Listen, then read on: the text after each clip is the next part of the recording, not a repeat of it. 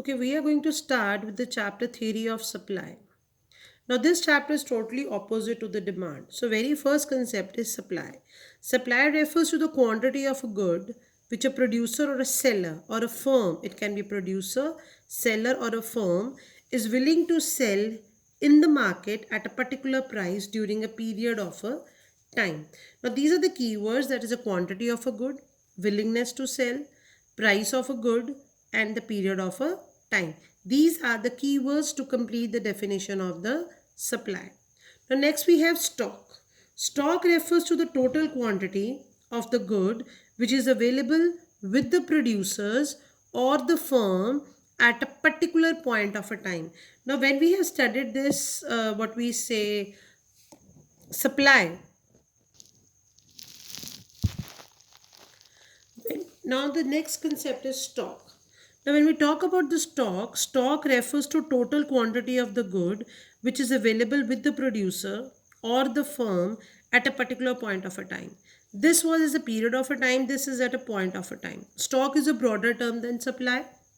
Supply is the part of the stock. The stock is larger than the supply and stock is measured at a point of a time, whereas supply was measured at a period of a time. Now when we talk about the difference of the supply and stock, the supply refers to period of a time, stock refers to point of a time.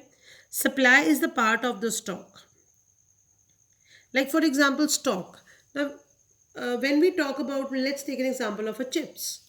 Now a person is there who is having some packet of chips or some boxes of a chips in his godown plus at a shop. So summation of both will be known as a stock, and supply will be referred to what he is willing to sell in the market at a particular price. So that will refer to the supply. Next is supply schedule. Now, when we talk about the supply schedule, there are two types of supply schedules. The very first is individual supply schedule, and the second one is the market supply schedule. Now, individual supply schedule is a tabular presentation. It is a table presentation of positive relation between price and the quantity supplied. There's a positive relation, means if one thing goes up, other also goes up. So it refers to a tabular. It is represented in a tabular form, in a table form. Other side, when we talk, market supply schedule is also known as industry supply schedule. Now this market supply schedule is the horizontal summation of individual supply schedule, same as a demand. It is a tabular presentation of a positive relationship between price and the quantity supplied of a good by all the sellers in the market. Other things being same. बाकी सब कुछ same रहेगा.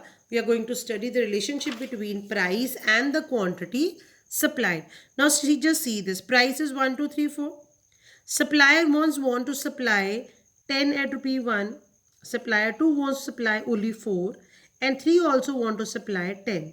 Now suppose price rises from 1 to 2. Supply will also rise, but at non-proportional rate. So doesn't mean that if price doubles, your supply will also double.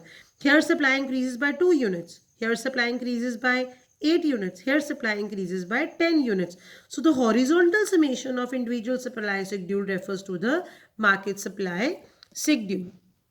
Next is supply curve. Now when we talk about the curve, just remember one thing, it is a graphical. That was a tabular. This is the graphic presentation.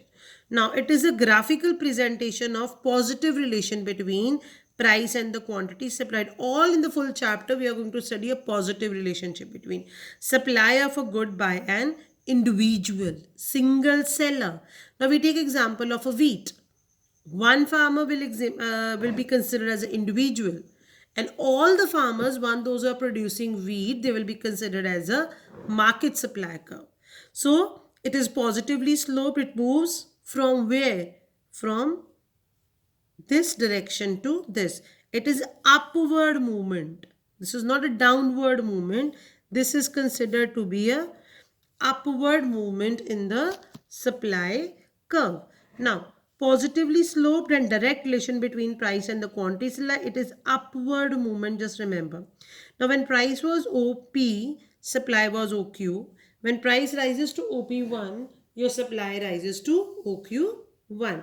It is direct but non-proportional. Positive, direct, but non-proportional. Similarly, when we talk about market supply curve, it is a graphical presentation of positive relation between price and the quantity supplied. Although we are going to study a positive relationship between these two. So, it is a horizontal summation. Just remember one thing. This is horizontal. Like this, it is added. Now, suppose at price OP, supply was OQ. This is OQ1. This is OQ2. Now this refers to the total supply, that is A plus B plus C. So this curve is more, what we will say, flatter, steeper. So this is the difference between your individual and the market supply curves.